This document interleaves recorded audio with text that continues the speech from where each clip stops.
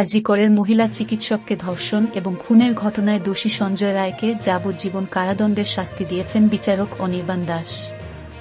সাজা ঘোষণার সময় তিনি বলেন, বিরলের মধ্যে বিরলতম অপরাধ নয়, তা বিবেচনা করেই ফাঁসি নয়, যাবজ্জীবনের শাস্তি দেন বিচারক।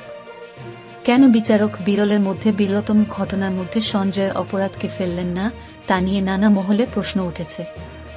মুখ্যমন্ত্রী মমতা বন্দ্যোপাধ্যায়ও একই প্রশ্ন তুলে জানান, তিনি সঞ্জয়ের ফাঁসির দাবিতেই অনড়।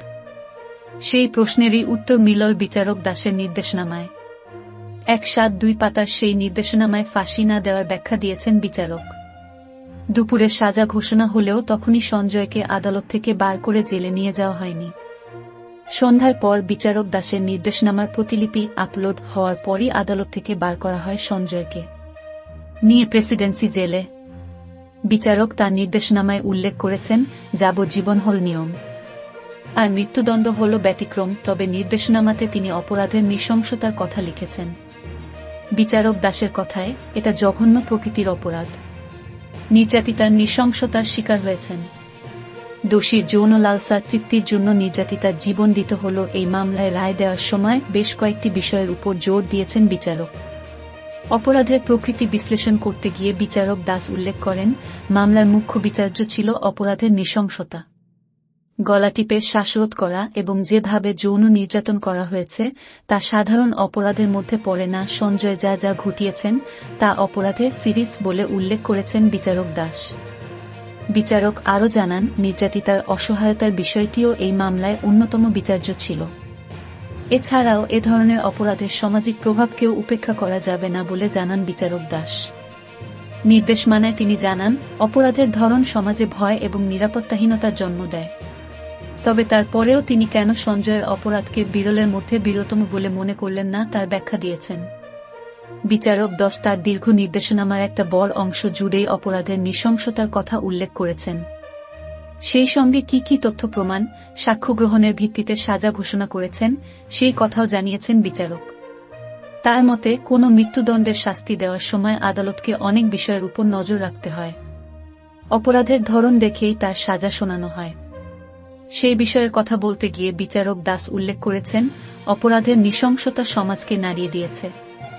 সেই আবহে মৃত্যুদণ্ডের দাবি আরও জোরালো করে, তবে এক্ষেত্রে এও মনে রাখতে হবে মানুষের জীবন এবং বিচারের মাধ্যমে সংস্কারের সুযোগের কথাও। মৃত্যুদণ্ড না দেওয়ার কারণ হিসাবে বিচারক দাস সুপ্রিম কোর্টের একটি মামলার কথা উল্লেখ করেন। বচ্চন সিংহের একটি মামলায় সুপ্রিম কোর্টের ঐতিহাসিক রায়ের কথা বলেন বিচারক। তিনি জানান, ওই মামলায় মৃত্যুদণ্ড কার্যকর করার ক্ষেত্রে শীর্ষ আদালতের কিছু নির্দেশিকা রয়েছে। সেই নির্দেশিকায় উল্লেখিত কঠোর মানদণ্ডের সঙ্গে এই অপরাধ স্পর্শ করে না। সেই কারণেই এই অপরাধকে বিরলের মধ্যে বিরলতম ঘটনা বলা চলে না। বিচারক দাস জানান, কোনো অপরাধকে বিরলের মধ্যে বিরলতম বলে তখনই ধরা হবে যখন তা নিয়ে প্রশ্ন থাকবে না। রায় ঘোষণার সময় তথ্যপ্রমাণ খুবই গুরুত্বপূর্ণ।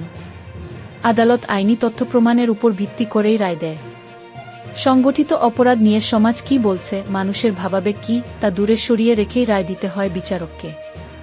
আরজি করের ধর্ষণ ও খুনের মামলাতে এই বিষয়গুলির মাথায় রেখেই ভাবাবেগে ভেসে না গিয়ে তথ্যপ্রমাণের ভিত্তিতে রায় দেওয়া হয়েছে।